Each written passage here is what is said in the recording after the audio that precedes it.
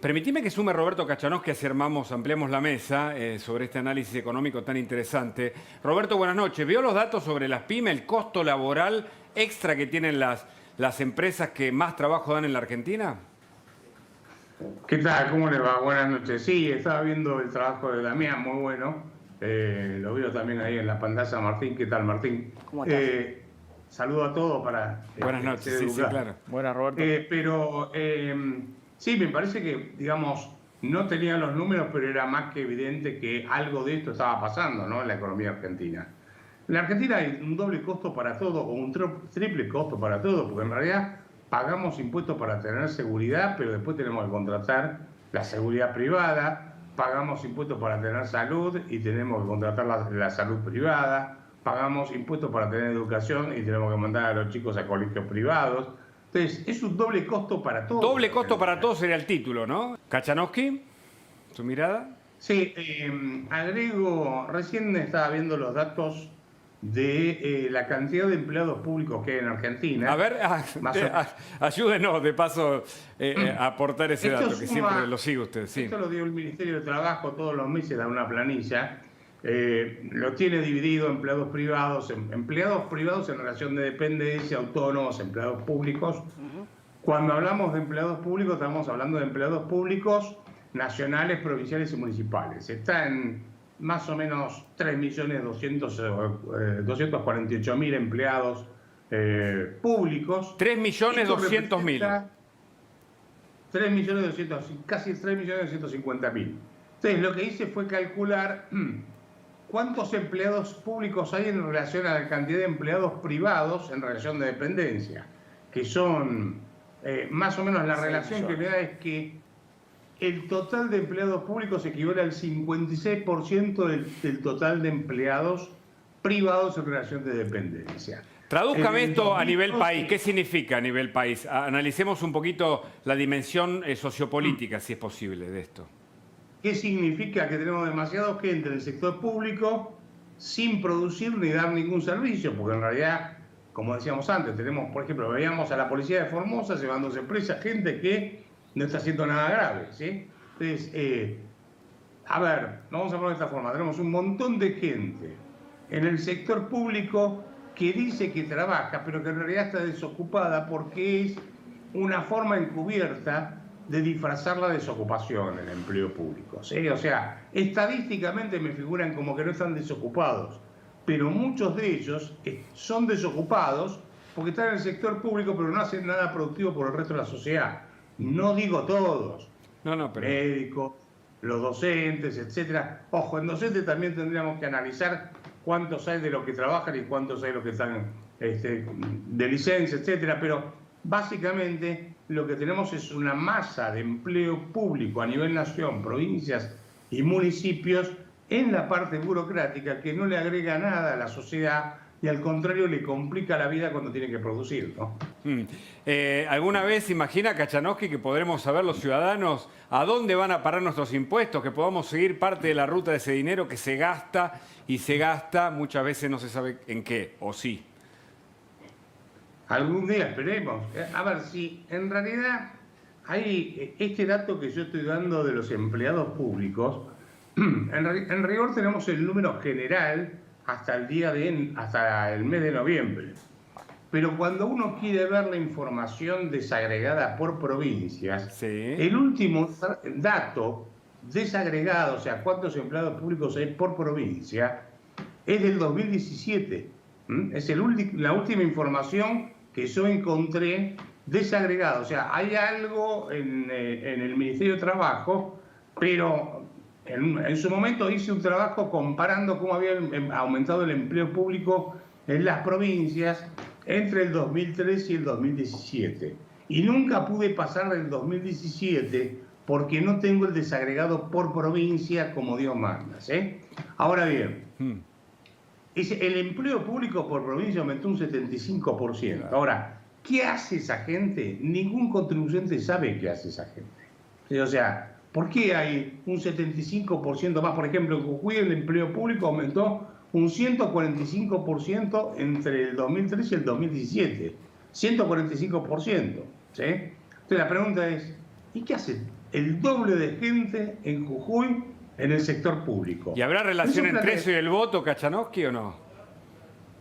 Bueno, muy cándida la en pregunta. realidad la política se transformó en un gran negocio donde no solo lo relevante es cuánto gasta un diputado, un concejal o un diputado provincial o lo que sea, sino todos los cargos que van poniendo a la militancia política que le tienen que pagar una vez que se ganan el poder. Y eso va generando capas geológicas. Por eso a lo que señalaba Damián antes, hay que agregarle un dato. O sea, vos decías, Damián, muchas personas que son monotributistas trabajan en el sector público. Ahora, esos están precarizados de alguna manera, porque tienen que pagarse el monotributo, no tienen obra social y además tienen que pagar ingresos brutos y depende de dónde vivan. Absolutamente. Damián, pero y ahora... el problema es... Sí, perdón, termine, Kachanowski. Termine.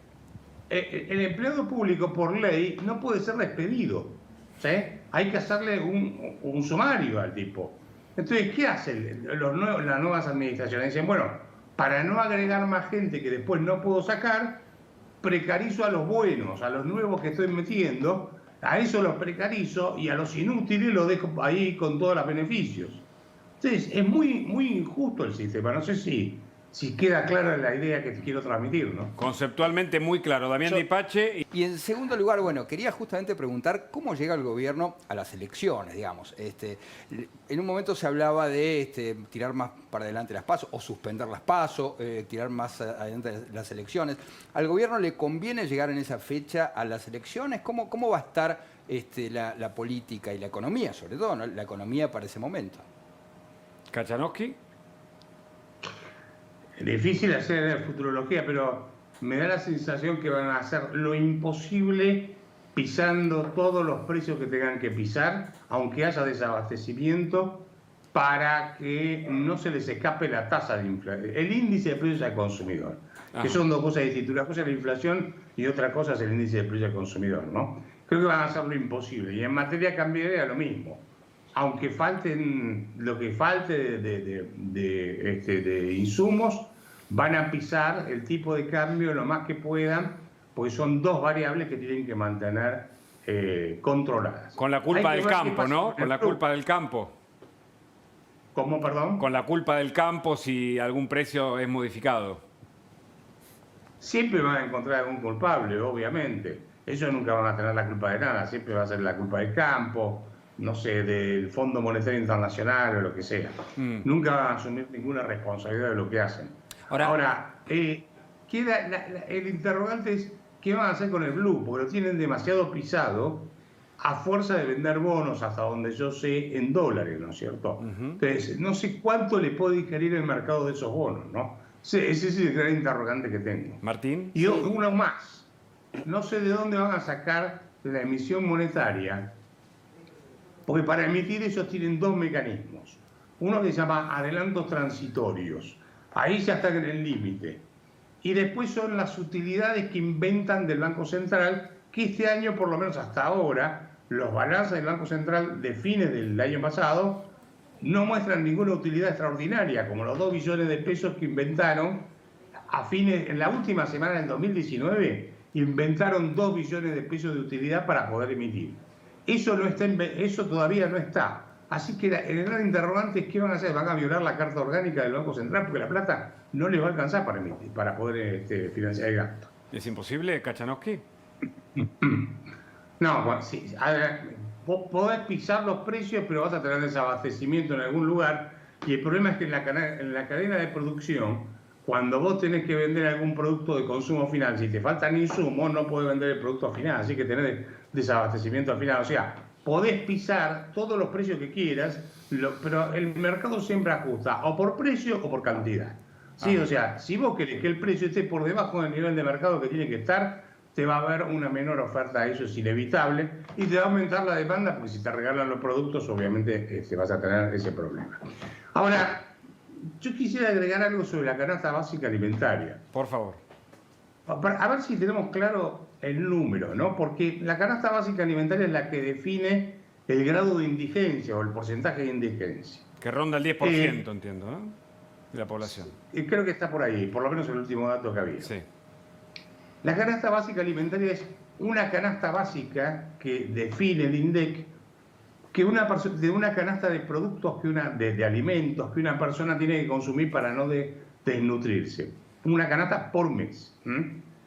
El dato que vos estabas dando, Damián, debe ser para un matrimonio con 2 hijos. Exactamente, creo, familia tipo. 25.000, dijo Damián. Por eso. Sí, creo que es un matrimonio de 30 y pico de años. Pero cuando vos tomás la canasta, porque en realidad lo que se hace es tomar para una sola persona y después se transforma eso en chicos, en menores, etc. Sí. Pero más o menos te da que una persona por mes se tiene que alimentar, por día tiene que usar 250 pesos por día para comer. Eso es lo que estaba dando la última canasta básica alimentaria.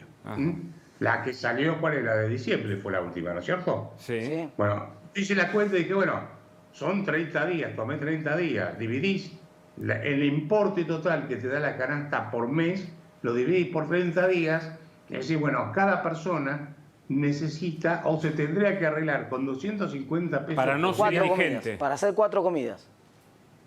Para hacer 4 comidas y no desnutrirse. ¿Sí? Yo creo que con 250 pesos almorzás, no desayunás, no merendás y no cenás.